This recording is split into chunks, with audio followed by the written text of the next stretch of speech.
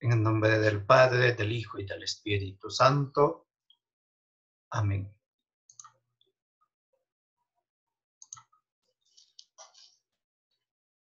Vamos a pedir al Señor en esta noche que nos envíe su Espíritu Santo, que Él nos ayude a poder acoger su amor, su misericordia. Padre nuestro que estás en el cielo, santificado sea tu nombre. Venga a nosotros tu reino. Hágase tu voluntad en la tierra como en el cielo. Danos hoy nuestro pan de cada día. Perdona nuestras ofensas, como también nosotros perdonamos a los que nos ofenden. No nos dejes caer en la tentación y líbranos del mal. Amén. En el nombre del Padre, del Hijo y del Espíritu Santo. Amén. Amén. Entonces, buenas noches, hermanos, a todos. Bienvenidos. Que en esta noche que estamos retomando, después que el lunes no hemos podido tener el encuentro, hoy día es ya la 10ª charla sobre el catecismo de la Iglesia Católica. Nos toca un tema interesante que es el tema de la Iglesia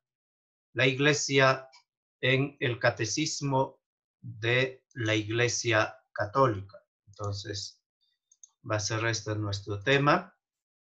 Yo espero que podamos desarrollarlo. Es un tema extenso, el tema de la Iglesia.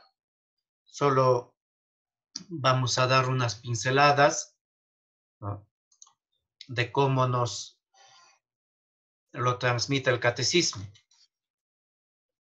Voy a tocar solamente estos 3 puntos: el desafecto hacia la Iglesia y sus posibles causas, la Iglesia, el nosotros de los cristianos y la misión de la Iglesia. Entonces, en esos 3 puntos vamos a detenernos en esta noche. El primer punto, el desafecto hacia la Iglesia y sus posibles causas. En este punto queremos ver cómo muchas veces la Iglesia no es acogida ni entendida, sino que la Iglesia es rechazada por algunos, por otros cuestionada y por otro grupo de hermanos también amada. La Iglesia es esa familia de Dios, como dirá el Papa Francisco. Es familia de Dios, es misterio de comunión y con Dios y con las personas. Es comunidad, es una comunidad la Iglesia que nos lleva hacia Jesucristo. Cuando hablamos Iglesia, cuando uno se pregunta qué es la Iglesia, quizá los que un poquito nos hemos formado en catecismo, pues podamos dar una respuesta un poco más adecuada. Pero si haríamos una encuesta,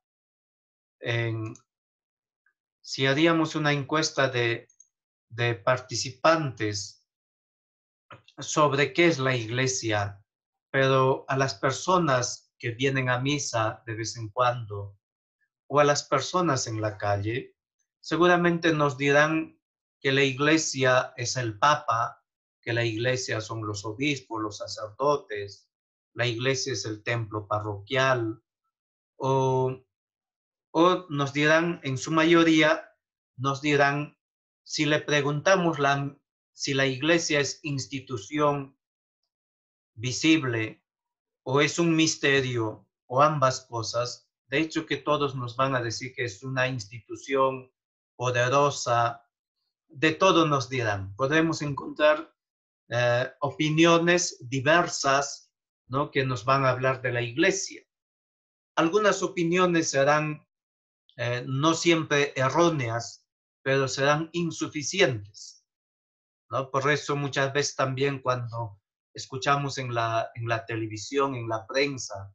Sobre todo se acordarán cuando el Papa Benedicto renunció y hay un cónclave. Entonces comienzan la lista de cardenales papables, ¿no? Este tiene esta figura, este tiene este currículum, la iglesia necesita de esto y todo lo demás, ¿no? ¿Cuáles serán los retos del nuevo papa? Es decir, a la iglesia se le va a enfocar desde como algo paralelo al Estado y desde un pensamiento democrático. Y a veces eso está metido en la iglesia, en algunos que piensan que por ejemplo, la parroquia, el grupo parroquial, pues es una democracia. Saben que en la iglesia, la democracia es contraria a la iglesia. La iglesia no es democrática, la iglesia es jerárquica. Y eso es un sentido pleno. O sea, no es malo que la iglesia sea jerárquica, porque así ha nacido la iglesia. Pero ahora bien, jerarquía no quiere decir una tiranía. La jerarquía es un servicio, ¿no? Entonces eso, claro, eso si no lo entendemos, vamos a pensar, entonces si la iglesia es jerárquica, entonces no, eh, mucho daño hace ambas cosas, ¿no? El clericalismo que habla el Papa, ¿no? El, o la dictadura del laicado, ¿no? Donde los laicos deciden qué se hace, qué no se hace, ¿no? Esas cosas pues también hacen daño. Entonces, esto es un poquito al inicio, en este primer punto quiero ver esto, ¿no? De cuáles son las posibles causas de ese desafecto, ¿no? Por no utilizar el rechazo o cuestionamiento a la iglesia, sino cuáles son esas posibles causas de que no se pueda entender del todo la iglesia como un misterio de comunión. La iglesia es una institución divina, sí, pero además es una institución de salvación, pero que tiene un aspecto visible, un aspecto visible. Por eso existe la iglesia, porque Dios Padre la ha pensado desde toda la eternidad. Lo que dice Jeremías, Dios a Jeremías, antes de que nacieras yo te conocía, pues Dios a la iglesia la ha pensado desde toda la eternidad. Cristo la ha fundado con su vida y su obra de salvación. Y el Espíritu Santo la inspira, la asiste, impulsa para que testimonie el amor de Dios. Veamos 4 posibles causas de este desafecto hacia la iglesia, un poco rápido. Primero, el carácter institucional y humano de la iglesia.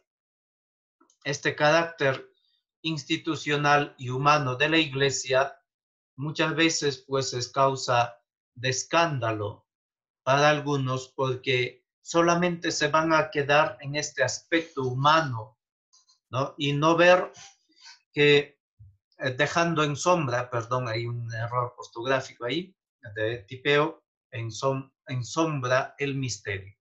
Solo contemplarlo como algo humano, pero olvidando el aspecto espiritual, el aspecto de misterio.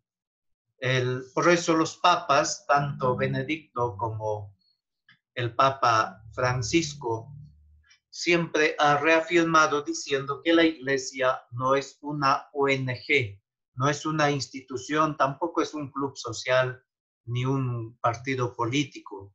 La iglesia es el misterio de salvación, ¿no? Es un sacramento de salvación universal, como vamos a ver luego. Segundo, el tema de los medios de comunicación que van a enfocarlo desde un paradigma democrático, ¿no? Entonces, Muchas veces esto en los grupos, en la parroquia, también alguno piensa que, que si se vota, se deciden los laicos y el párroco tiene que hacerlo. Y eso pasa en las hermandades, ¿no? Ellos deciden y el párroco tiene que hacer lo que ellos deciden. Pero están totalmente equivocados. La iglesia no funciona así, ¿no?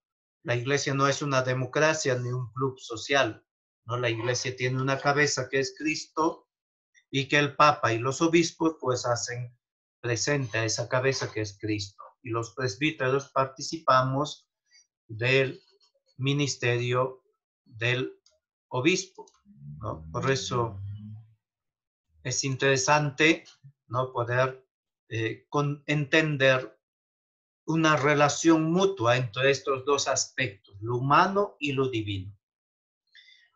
También están, muchas veces se conoce a la iglesia por el rechazo y las presiones del laicismo militante que en el fondo sale siempre en un aspecto de choque, de rechazo, ¿no? Y eso influye también a los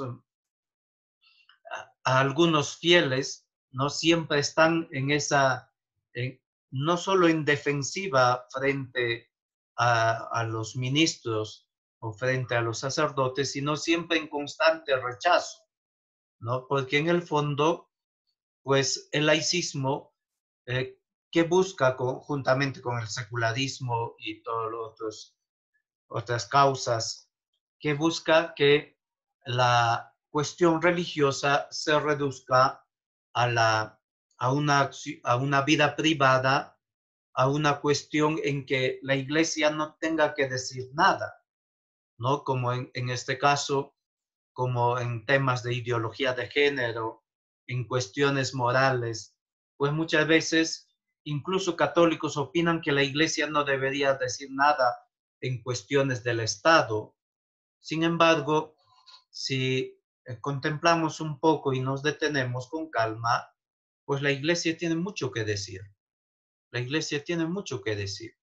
Pero para tapar la boca a la iglesia, pues se van a hacer encuestas falsas, sospechosas, para poder hacer impopular a la iglesia y acusar de que es conservadora, es retrógrada, de que no está abierta de que le ha dado la espalda a la ciencia y así sucesivamente, ¿no? Se va a tratar de siempre callar a la iglesia para que así, pues, tanto el laicismo como el secularismo tengan puerta abierta y no encuentren esa resistencia. Otro aspecto que hace difícil de entender también es la lógica cristiana de la cruz, ¿no? El hecho de llevar la cruz, Jesucristo dice, toma tu cruz y sígueme. Llevar la cruz, pues es muy difícil, ¿no? En un mundo como lo que vivimos, no solo de pandemia, sino sobre todo el tema de la corrupción. Y entonces el tema es que si no estás, el famoso dicho que si no puedes contra el enemigo, haz alianza con el enemigo, pues muchas veces eso aparece, ¿no?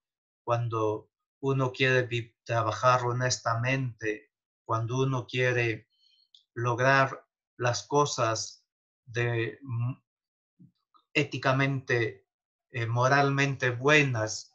Sin embargo, cuando uno rechaza la corrupción, pues hay ambientes en que dice, pues en que se toma como algo que, como si fueras tonto, ¿no? Porque si los demás hacen, por qué no puedes hacer? Y todo eso pues influye también en una actitud. Y para poder superar esto necesitamos pues una vida cristiana fuerte, una vida de fe. Y por eso, queridos hermanos, para poder superar este desafecto, ¿no?, hacia la iglesia, pues este segundo aspecto que vamos a estudiar, este segundo punto, mejor dicho, la iglesia es el nosotros de los cristianos, ¿no? Esto es lo que le decía el Papa Benedicto. El Papa Benedicto decía que la iglesia es el nosotros de la fe. Cuando hablamos de la iglesia, estamos hablando de nosotros, no estamos hablando de algo ajeno a nosotros, ¿no? Si de verdad vivimos la fe y si de verdad somos creyentes, entonces vamos en ese sentido.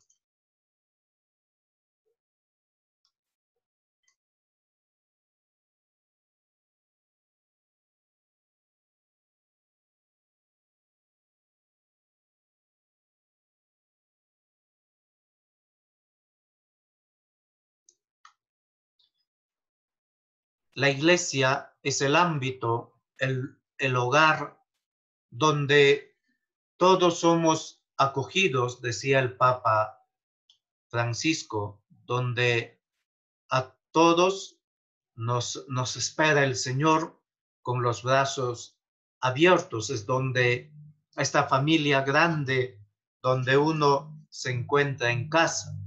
Por eso el compendio, en el número 147, el compendio de la Iglesia Católica, se pregunta qué designamos, es decir, qué entendemos con la palabra iglesia. Y la palabra iglesia designa al pueblo que Dios convoca y reúne desde todos los confines de la tierra. Este número 147 del compendio, pues va a sintetizar diciendo que la iglesia es ese pueblo de Dios convocado y reunido. En el Antiguo Testamento se habla de Cajal Yahvé. Cajal Yahvé es una asamblea convocada, reunida, dice San Agustín, esta asamblea ha sido convocada, pero no es cualquier convocación, no es cualquier reunión, sino que ha sido convocada en nombre de Dios para poder alabar a Dios. Es decir, dentro de esta convocación prima la fe. Esta iglesia convocada, reunida desde todos los confines de la tierra, ha sido reunida desde todos los confines de la tierra para poder constituir la asamblea de todos aquellos que por la fe y el bautismo, entonces implica esta reunión, la fe y el bautismo, han sido hechos hijos de Dios, miembros de Cristo y templo del Espíritu Santo. Templos del Espíritu Santo. Por tanto, esta convocación, esta reunión en el Antiguo Testamento es llamada por medio de Moisés. Dios convoca al pueblo de Israel, lo llama y lo saca de Egipto para poder hacer un pueblo y hace una alianza. Yo seré tu Dios y tú serás mi pueblo. Entonces hay una convocación. La iniciativa la tiene Dios.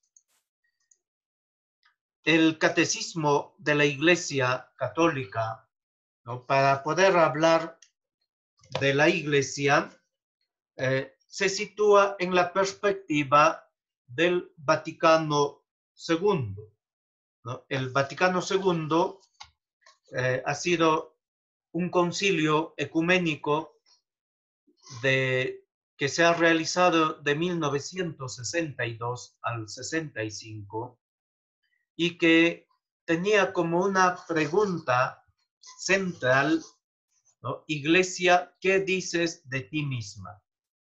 Es decir, ¿cuál es la naturaleza? ¿Cuál es la misión de la iglesia?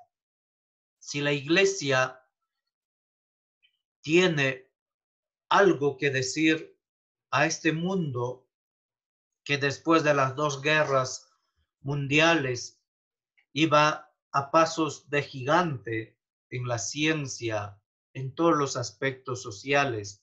Y parece que la iglesia hablaba un lenguaje ya que no se entendía. Por tanto, había que actualizarla. Por eso el Papa Juan XXIII, que la ha convocado, pues va a utilizar un término italiano, aggiornamento.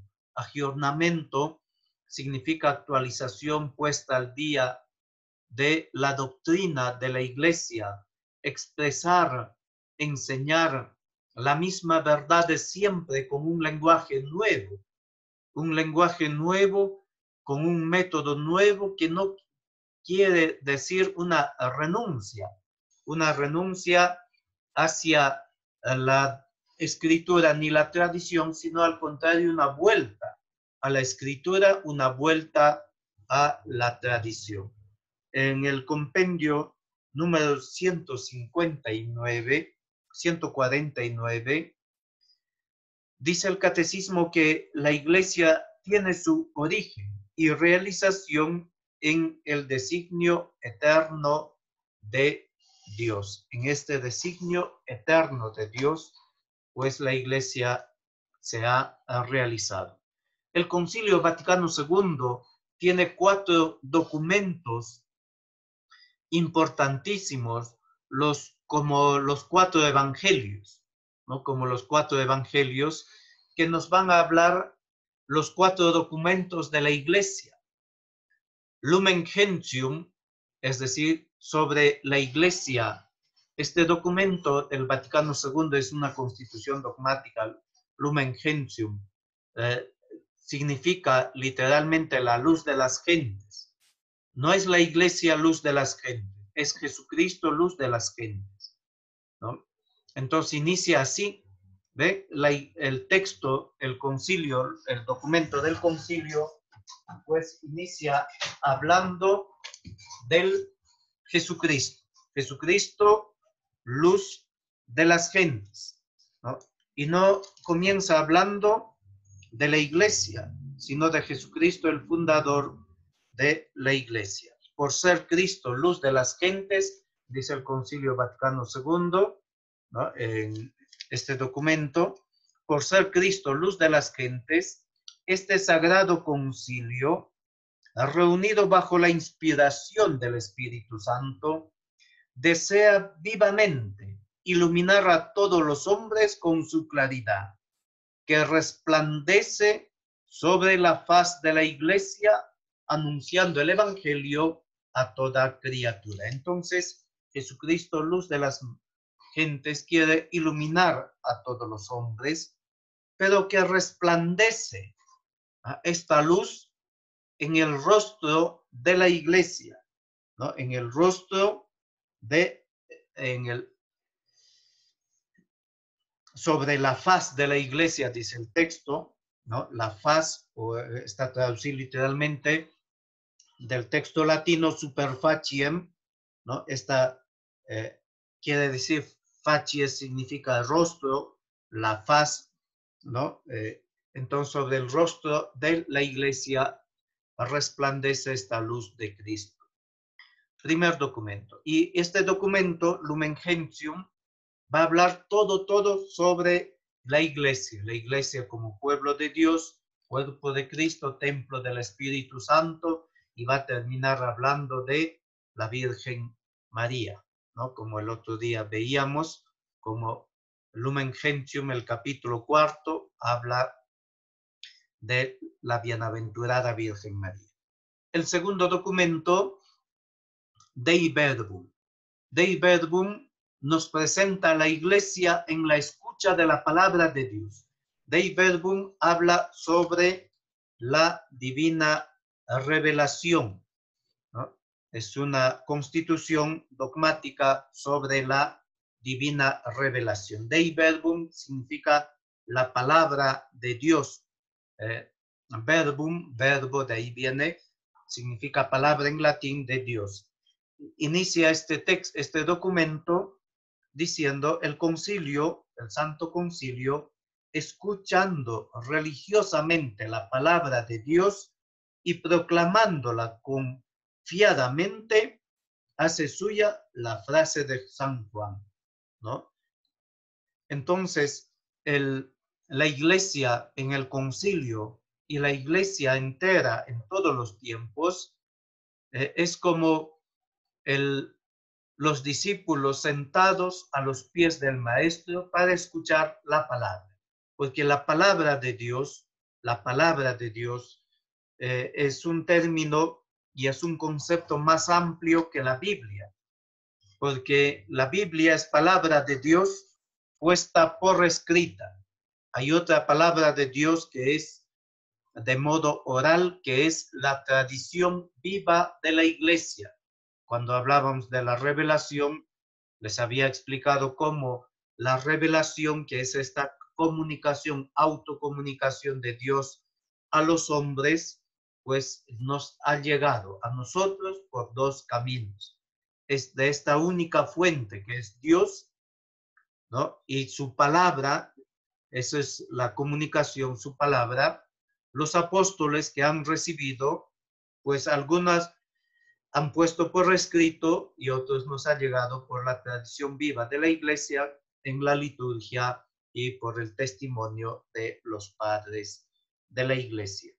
Dios dispuso en su sabiduría, dice el número 2 de la Dei Verbum, revelarse a sí mismo y dar a conocer el misterio de su voluntad.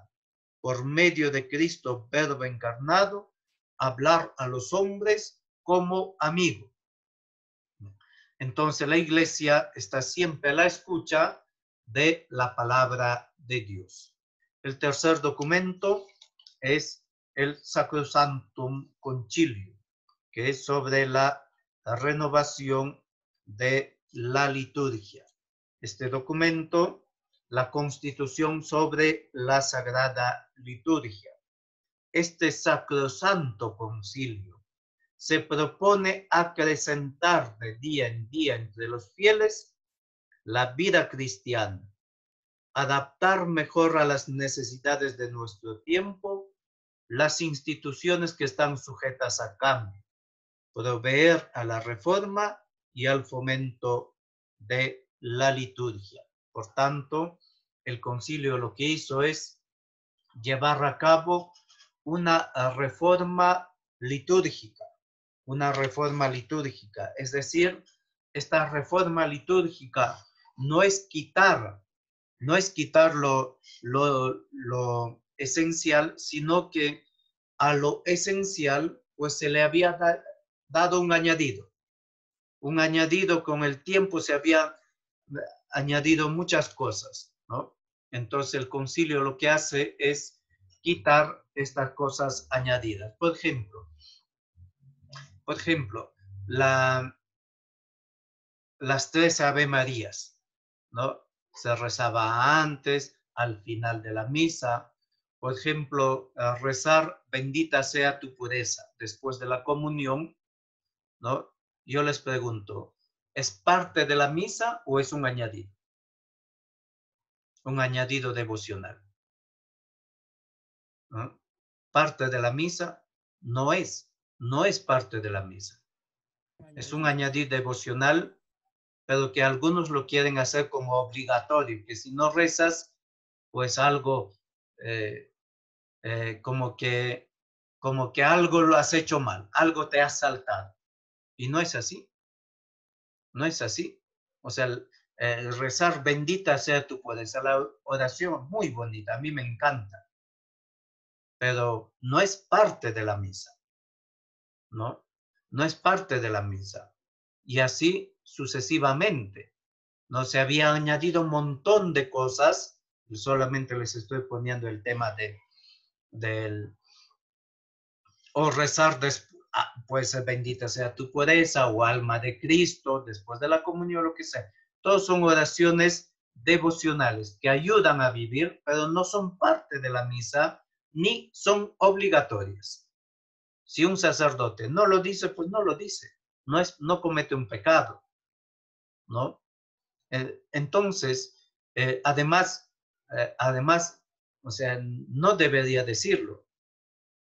Lo que la liturgia dice es que se haga un momento de silencio, pero también hay una opción, que la acción de gracias se puede hacer con una oración o con un canto, ¿no? Eso dice la liturgia, las normas litúrgicas, pero no pone como obligatorio, ¿no? No pone como obligatorio, pues, una oración, ¿no? Entonces, lo que hace el concilio, por ejemplo, es renovar, volver a lo esencial, ¿no? Volver a lo esencial, ¿no? Y aún más, hacer accesible la liturgia de tal modo que lo primero que hace es cambiar la lengua, ¿no? Lo que se hacía era en, en latín, ¿no? La misa en latín. Entonces, ¿qué se hace? Pues se va quitando, eh, el latín es el idioma oficial de la iglesia, no se cambia el idioma oficial de la iglesia, que es el latín, sino que se permite que la liturgia sea celebrada en la lengua de cada pueblo, en la lengua materna de cada pueblo. Entonces, la misa se hace en español, pues si hablamos español y así cada uno en su lengua. Eso no quiere decir que la misa en latín esté prohibido, no está prohibido, solo que si lo vas a hacer la misa en latín, tendría que o lo haces solo, o porque no vas a hacer un domingo una misa en latín, porque nadie te entiende, ¿no? Entonces la liturgia ya no lo puede vivir, ¿sí? Podrá decir uno, qué bonito todo, ¿no? Entonces, se puede hacer, claro que se puede hacer, no está prohibida la misa en latín, salvo cuando el sacerdote sepa y que los fieles sepan qué responder. Yo cuando particularmente celebro la misa, cuando celebro solo, pues celebro la misa en latín, ¿no? Porque sé latín y porque me gusta también. Bien, entonces, lo que hace la iglesia es presentada en este documento como una comunidad que celebra, una comunidad que celebra, ¿no? Y esta comunidad que celebra, pues se nutre, y dirá Sacrosanctum Concilium como Dei Verbum, se nutre de dos mesas. La mesa de la palabra de Dios, por eso en la liturgia, en la Santa Misa, es muy importante la palabra de Dios, y de la mesa eucarística. La pregunta de siempre, ¿no? Que siempre uno se hace y que muchos preguntan es que ¿desde qué parte de la misa es válida para cumplir el precepto? ¿No? Si llego al Evangelio, ¿cumplo el precepto? ¿No cumplo el precepto? ¿No?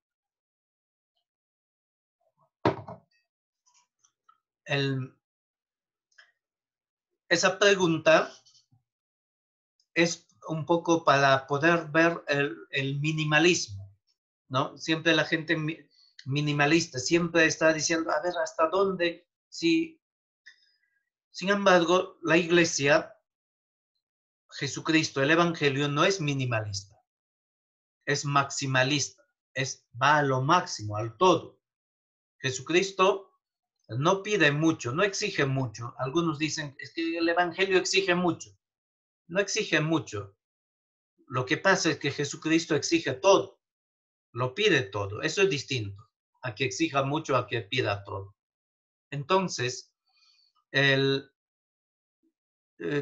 ¿por qué esa pregunta? ¿Desde cuándo llego? ¿Desde cuándo puedo comulgar? Es que el tema de ir a la misa no es a comulgar, es para poder tener un alimento espiritual, ¿no? Entiéndanme bien, ¿no? Para que no entren en conflicto ni que después digan que yo dije cosas que no he dicho, ¿no? El, el tema es este. Si tienes fe en la palabra de Dios, que es alimento para tu alma, o solo tienes fe en la Eucaristía, que es el cuerpo de Cristo, y que piensas que comulgando, pues lo vas a vas a calmar un poco tu conciencia, ¿no? Ese es el tema. El tema es si yo tengo fe en la palabra de Dios, porque la misa tiene dos partes, la liturgia de la palabra y la liturgia eucarística, con, con ritos iniciales y con ritos conclusivos. Entonces, ¿no? La primera parte es la palabra de Dios. Si yo tengo fe y si yo creo que la Biblia es palabra de Dios y lo que se lee, la primera salmo, segunda lectura, evangelio, todo eso es palabra de Dios, más la humildad, si yo creo que es palabra de Dios y que es alimento y que no solo de pan vive el hombre, sino de toda palabra que sale de la boca de Dios, entonces la pregunta ni siquiera un cristiano debería hacerse. Si llego a la mitad del otro, ni siquiera eso. Esa pregunta no había entre los primeros cristianos. No había eso. Entre los primeros cristianos es que estaban ahí, ¿no? Por eso el Papa Francisco decía en el 2018 a inicios que a la misa hay que llegar 10 minutos antes. El Papa en su manera coloquial de decir, pues uno llega 10 minutos antes, no para un poco para chismear, curiosear las cosas, dice el Papa, sino para poder prepararse en silencio, ¿no? Para poder prepararse en silencio. Si tú vas con tus hijos, entonces es momento para poder rezar, transmitir la fe a tus hijos, ¿no? ¿Cuántos papás llevan a sus hijos a la misa? Y eso es estupendo, desde recién nacidos. Y todo eso es estupendo, ¿no? Pero si llevas a tus hijos a la misa, lo mínimo que puedes hacer es, con ese amor que tienes a tus hijos, enseñarles desde cómo entrar a la iglesia. ¿Ah? No lo vas a llevar pues en chorro, ¿no? Como a los mayores, como los papás pues nos llevaban a la iglesia. Para la iglesia lo mejor, bien cambiaditos, peinaditos, bañaditos. Los papás utilizaban su terno, ¿no? Y entonces llegaban y con una delicadeza, con piedad, con un respeto, entraban al templo, se quitaban el sombrero y el agua bendita. El papá enseña al hijo a hacer la genuflexión, ¿no? No había que poner antes, antiguamente no habían esos letreros donde decía silencio, apaga tu celular, que no hagas esto, ¿no? Y ahora lo que hay que poner en las iglesias, ¿no? Hay que estar diciendo antes de iniciar la misa, pues pongan su celular en modo silencio, ¿no? O vibrador, o apáguenlo, ¿no? Entonces, el papá tiene que dedicarle el tiempo, ¿no? Para poder transmitirle la fe, ¿no? ¿Cuántos papás le han dicho a sus hijos pequeños o a sus nietos y le han explicado que en esa luz roja al lado del sagrario, y eso se llama el sagrario, cuando está encendida esa luz, significa que el Santísimo está presente, ¿no? Entonces, ¿dónde se nota? Se nota cuando los niños llegan a la primera comunión y los llevas a la misa, pues entran como salvajitos, pues a la carrera, ¿no? Y en la Santa Misa, pues aburridísimos y hay que enseñarles y darle catequesis. Todo eso forma parte de la misión de la iglesia, pero hay una cosa, ¿y dónde está la misión del papá, de la mamá, de la iglesia doméstica? Entonces, son tiempos, cosas también para recuperar, ¿no? Recuperar esta dimensión de la iglesia, ¿no? De la iglesia doméstica. Cuarto documento, la iglesia enviada por Dios para la salvación del mundo. Este documento se llama Gaudium et Spes, ¿no? Sobre la iglesia en el mundo actual. Es una constitución pastoral, ¿no? los gozos y las esperanzas. Gaudium significa gozo, espes significa esperanza, ¿no? Los gozos y las esperanzas, ¿no? Las tristezas y las angustias de los hombres de nuestro tiempo, sobre todo de los pobres y de cuantos sufren, son a la vez gozos y esperanzas, tristezas y angustias de los discípulos de Cristo.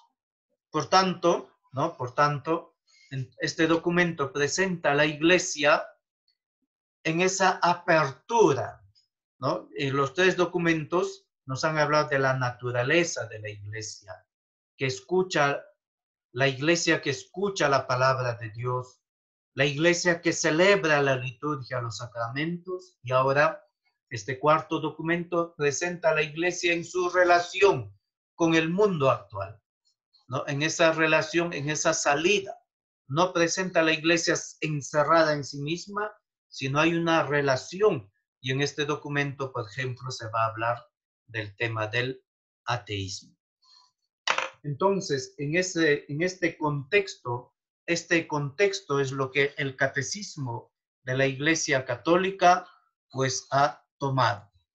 No solo eso, sino que el catecismo va a enfocar a la Iglesia según las líneas maestras de la Lumen Gentium. El catecismo inicia en el número 748 con el artículo 9 del credo: creo en la Santa Iglesia Católica.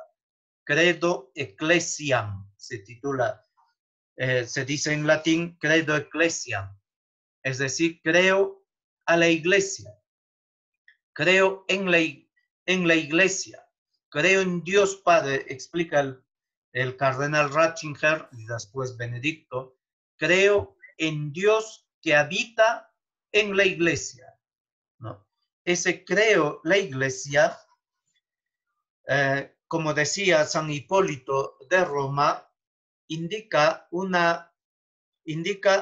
que la iglesia es el lugar donde florece el Espíritu Santo. La iglesia es el lugar donde florece el Espíritu Santo, ¿no? Por tanto, el catecismo, a partir de este número 748, va a comenzar viendo que la iglesia es misterio de comunión, misterio de comunión. La iglesia es sacramento de salvación universal. Hemos dicho con este documento Lumen Gentium, ¿no? Que la luz de Cristo resplandece en la faz de la iglesia. Y continúa el número 1 de Lumen Gentium afirmando que la iglesia es en Cristo como un sacramento o señal e instrumento de la íntima unión con Dios y de la unidad de todo el género humano. Cuando el documento utiliza y afirma que la iglesia es como un sacramento de salvación universal, no está afirmando que sea el octavo sacramento. Nosotros conocemos que los sacramentos son siete sacramentos, ni más ni menos. Así lo ha definido dogmáticamente el Concilio de Trento. Por tanto, no hay ni más ni menos. La Iglesia, cuando dice que es sacramento, en latín sacramentum, en griego es mysterium. Sacramento se define como una realidad visible que expresa algo invisible. Es decir, la iglesia es sacramento porque no solo es visible, sino también tiene algo invisible, que es el Espíritu Santo que actúa, que habita, que florece en ella, como dice San Hipólito de Roma. El Espíritu Santo florece en la iglesia, habita en la iglesia. Por tanto, este sacramentum, signo instrumento de íntima comunión, sacramento o señal e instrumento de la íntima comunión con Dios y de la unidad de todo el género humano, insistiendo en el ejemplo de los concilios anteriores, se propone declarar con toda precisión a sus fieles y a todo el mundo su naturaleza y su misión. Por tanto, ¿cuál es la naturaleza de la Iglesia? Es pueblo de Dios, ¿no? Utilizando este lenguaje, ¿no?, de las imágenes del Antiguo Testamento, la Iglesia es pueblo de Dios, ¿no? La Iglesia es pueblo de Dios. Dice el compendio, sintetizando todo lo que el catecismo nos va a hablar.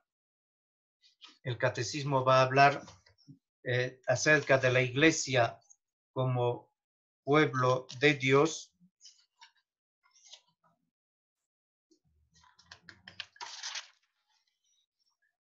A partir de del número 781.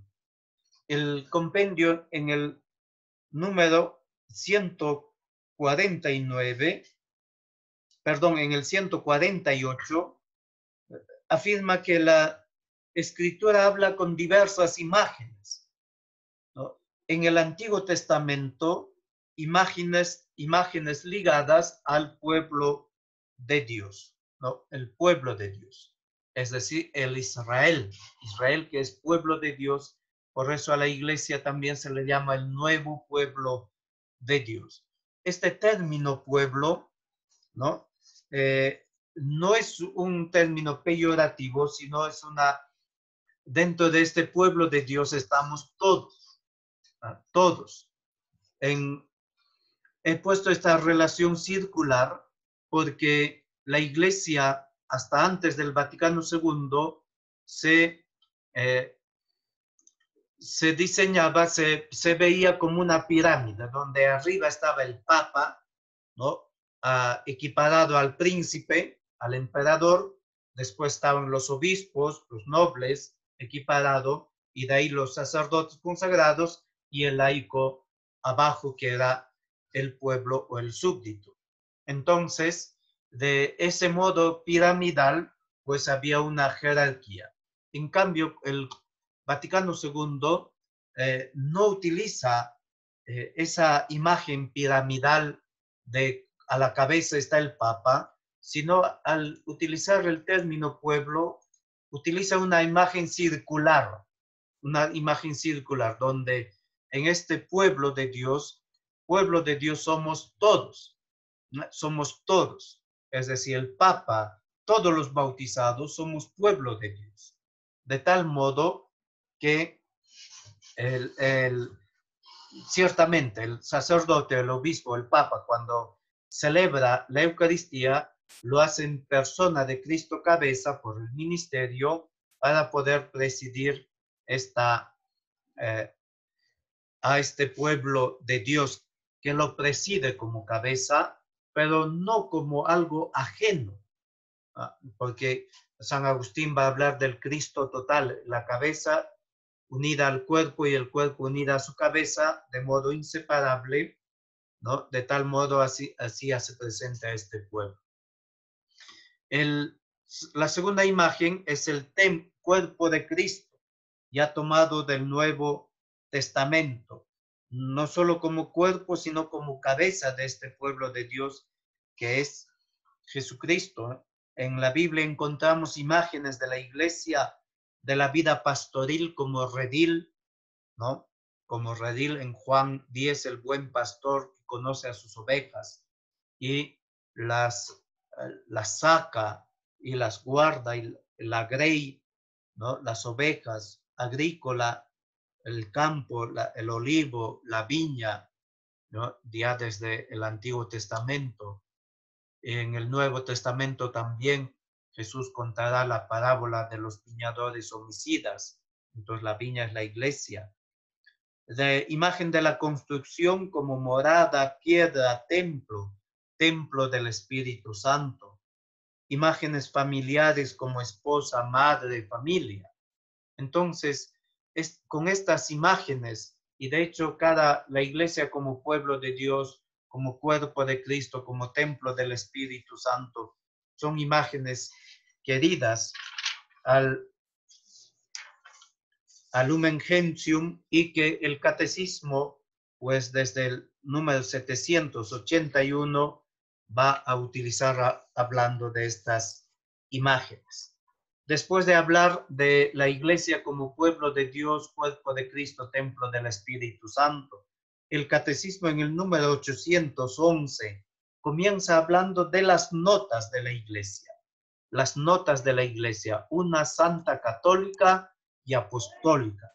Son 4 notas que la iglesia tiene, ¿no? 4 notas, ¿no? Y estas 4 notas de la iglesia, ¿no? Algunos decían, ¿no? Sobre las notas ponían un poco más, pero son solamente 4, que es las notas indican, ¿no? Las notas indican algo que es accesible para todos, ¿no? Para todos. Y que cada nota indica la naturaleza de la iglesia. Entonces, estas 4 notas caracterizan, identifican a la verdadera iglesia, a la iglesia fundada por Jesucristo. Lumen Gentium en el capítulo 8 afirma que la iglesia que Cristo ha fundado subsiste en la iglesia católica, ¿no? El término que va a usar es un término latino, subsistit in, ¿no? Entonces, la iglesia que Cristo ha fundado subsiste en la iglesia católica. Es decir, esa iglesia que Cristo ha fundado no ha desaparecido, sino que es la iglesia católica. Ciertamente, ¿no? Estas imágenes, estas notas nos lo van descubriendo. Una. ¿Qué quiere decir que la iglesia es una? ¿No? El compendio en el número 161, resumiendo todo lo que dice el catecismo desde el número 813, afirma que la iglesia es una porque tiene como origen y modelo la unidad de un solo Dios en la Trinidad de las personas, porque Dios es uno. Uno es el fundador, Cristo, y uno es el Espíritu Santo que habita en la iglesia. Entonces, hablando de la iglesia una, por ejemplo, podemos hablar de la iglesia extrinitaria, la iglesia que nace de la Trinidad, ¿no? Esta iglesia que ha nacido, que viene de la Trinidad. Es un solo cuerpo, ¿ah? Es un solo cuerpo, el cuerpo de Cristo, y tiene como alma al Espíritu Santo que une a todos los fieles. San Agustín decía que el Espíritu Santo es como el alma de la iglesia, es el Espíritu Santo, análogamente al alma, el alma está en todo el cuerpo, dando vida a nuestro cuerpo. Igual el Espíritu Santo está en toda la iglesia, dando vida a la iglesia, ¿no? Dándole vida. Segunda nota es santa. Quizá es la nota más difícil de entender. Entonces, esta primera nota nos dice que Jesucristo ha fundado una sola iglesia.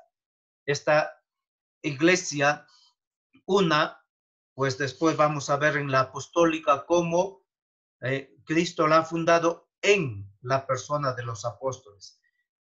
A Simón Pedro le dice en Mateo 16, 17 siguientes, y sobre esta piedra edificaré mi iglesia.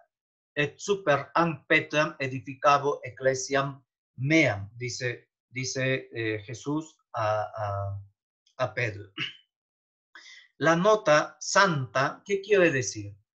Que la iglesia en sí misma es santa, porque santo es su fundador. Esta nota en nuestros tiempos siempre ha sido la más difícil de entender. Se hablaba de una imagen, los santos padres, algunos padres han utilizado una imagen para hablar de la iglesia como casta meretrix, una casta meretriz.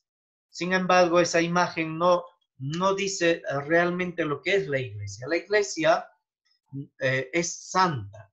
Algunos dicen que la iglesia es santa y pecadora, ¿no? Tenemos que decir que la iglesia no es pecadora, no es pecadora. Es distinto decir que sus miembros, que somos tú y yo, ¿no? Que tenemos pecados. Eso es distinto, porque la iglesia en sí misma no es pecadora. Si fuera pecadora, no podría santificar a sus hijos. Dice el compendio 165, la iglesia es santa porque Dios Santísimo es su autor. ¿Ya? Dios Santísimo es su autor. Cristo se ha entregado a sí mismo por ella, para santificarla y hacerla santificante. ¿Ve? Para santificar a la iglesia Cristo con su muerte, para que la iglesia pueda santificar a sus hijos. El Espíritu Santo la vivifica con la caridad. En la iglesia también es santa la iglesia, porque en ella se encuentran todos los medios de salvación. ¿Ah? Todos los medios de salvación. Lumen Gentium va a hablar de la llamada universal a la santidad. Esta llamada universal a la santidad de todos sus miembros, ¿no? Y toda su actividad. Cuenta en su seno con la Virgen María e innumerables santos como modelos e intercesores. La santidad de la iglesia es fuente de la santificación de sus hijos, los cuales aquí en la tierra se reconocen todos pecadores. Pecador me concibió mi madre, siempre necesitados de conversión y de purificación. Entonces, la iglesia es santa, ¿no? Que nosotros los miembros de la iglesia somos y nos reconocemos pecadores, ¿no? Estamos en ese camino de conversión. Necesitamos ser santificados, necesitamos ser renovados. Por eso hay un término en latín que dice así, Ecclesia semper reformanda, la iglesia que siempre está en este proceso, en este camino de reforma, de conversión. La tercera nota, nos va ganando el tiempo, la tercera nota es la católica. Porque católica en griego, católicos, significa universal, ¿no? Universal en cuanto la iglesia está llamada a expandirse. Jesucristo en Mateo 28 dice, id y anunciad el evangelio a todas las gentes, a todo el mundo, bautizándolos en el nombre del Padre, del Hijo y del Espíritu Santo. San Ignacio de Antioquía decía, allí donde está Cristo Jesús, está la iglesia católica. Allí donde está Cristo Jesús, está la iglesia católica. Por tanto, la iglesia está llamada y anuncia la totalidad de los tiempos y de las personas. Y por último, la iglesia es apostólica, ¿no? La iglesia es apostólica, porque ha sido en su origen fundado en los apóstoles. El Apocalipsis habla de un templo que tiene como columnas los 12 apóstoles. Es apostólica por su origen, porque ha sido fundado en los apóstoles. Es apostólica por su doctrina, por su enseñanza, ¿no? Por eso toda la iglesia siempre se pregunta si esto lo enseñaron los apóstoles apóstoles o no lo enseñaron. Es apostólica por su estructura, ¿no? Por su estructura. Por ejemplo, hablando del magisterio, de la jerarquía, pues aparece en el Nuevo Testamento la función principal de Pedro. Pedro a la cabeza, ¿no? Tú eres Pedro y sobre esta piedra edificaré mi iglesia. Y el poder del infierno no prevalecerá. Es otro don, promesa que el Señor le da a la iglesia, que se llama la indefectibilidad. Esa palabra, ese término teológico, indefectibilidad, indica que la iglesia va a perdurar, no va a desaparecer hasta el fin del mundo. Por eso, aunque sea perseguida, martirizada, la iglesia, como dice Tertuliano, la sangre de los mártires es semilla de nuevos cristianos. También luego el catecismo, ¿no? Después de hablar de la unidad, de la santidad, de la catolicidad y la apostolicidad de la iglesia, estas 4 notas se encuentran en la iglesia católica, que no encontramos en ninguna otra iglesia protestante, ¿no? Porque las iglesias protestantes no son una, están divididas entre sí.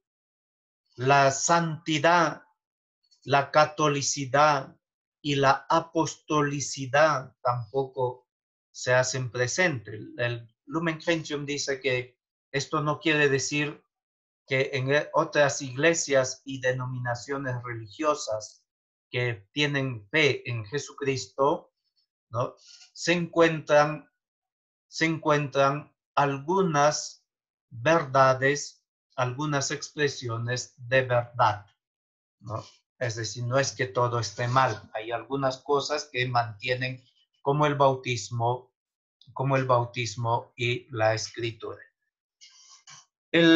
Después el catecismo en el número 871 en adelante va a hablar de las diversas condiciones de los cristianos, de los fieles. En estas diversas condiciones está la jerarquía, los laicos y la vida consagrada, los consagrados, es decir, las distintas vocaciones. La jerarquía son los ministros ordenados, el papa, los obispos y los sacerdotes, ¿no? Que tienen una misión especial de servicio. La jerarquía no se entiende, la iglesia nunca ha entendido como un dominio, como un poder, sino como un servicio, el servicio al pueblo de Dios. Entonces, la jerarquía siempre en comunión con los laicos y los consagrados. Es decir, incluso después de Vaticano II, pues se ha hablado de la hora de los laicos. Es decir, la misión está, como diría en Julio César, cuando fue hacia las Galias, a hacer la guerra, conquistar las Galias, llegó y dijo, alia jacta es, ¿no? La fortuna está echada, la suerte está echada. Entonces, se trabaja en esta comunión. La iglesia también se presenta, aunque el Lumen Gentium y el catecismo no van a desarrollar con amplitud, pero podemos encontrar, después el Papa Francisco sobre todo, va a hablar de la iglesia como familia de Dios. Se puede hablar en este sentido, pues en el contexto de la predicación de Jesús sobre el reino de Dios. En el número 542 y en el 759, pues se habla de esta iglesia que ha sido, ¿no? Preparada de esta iglesia como familia de Dios, ¿no? En Lumen Gentium 2, en el número 2 de la Lumen Gentium, nos va a hablar cómo esta iglesia, familia de Dios, se constituye y se va realizando gradualmente en la historia humana, ¿no? Esta iglesia, como dice Lumen Gentium número 2, que la iglesia ha sido prefigurada, ¿no? Prefigurada ya desde el Antiguo Testamento, preparada en la historia del pueblo de Israel, ¿no?